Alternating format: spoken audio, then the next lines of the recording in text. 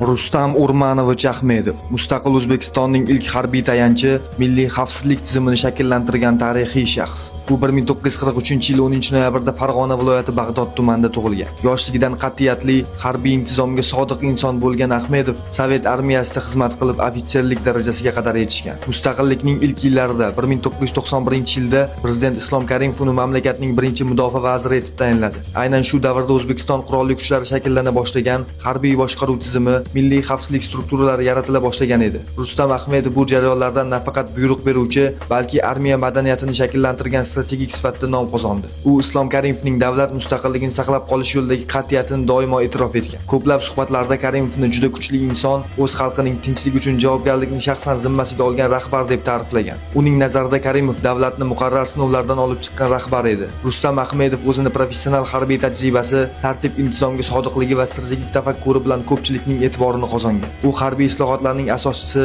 Milliy gvardiya tizimining tashkilotchisi, shuningdek ofitserlar o'rtasida intizom va vatanparvarlik timsoli bo'lgan. Faoliyati davomida Rustam Ahmedov bir nechta yuksak davlat mukofotlari bilan taqdirlangan. Shon-sharaf ordeni 2-darajasi, Do'stlik ordeni, Vatan himoyachisi faxriy unvoni hamda xizmatdagi sadoqat uchun berilgan ko'plab harbiy medallar. Kuni kecha 12-oktyabr 2025-yil kuni Rustam Urmanovich Ahmedov 82 yoshda olamdan o'tdi. U faqat bir avlodning harbiy qo'mondoni emas, balki mustaqillikning ilk yillarida yurt himoyasini o'z zimmasiga olgan jasur inson edi. Biz bugun uni eslab harbiy jasorat, sadoqat va vatanparvarlikning timsoli sifatida tilga olamiz. Uning hayoti bu kuch, intizom va xizmatning haqiqiy maktabi edi va u maktabni endi tarix davom ettiradi.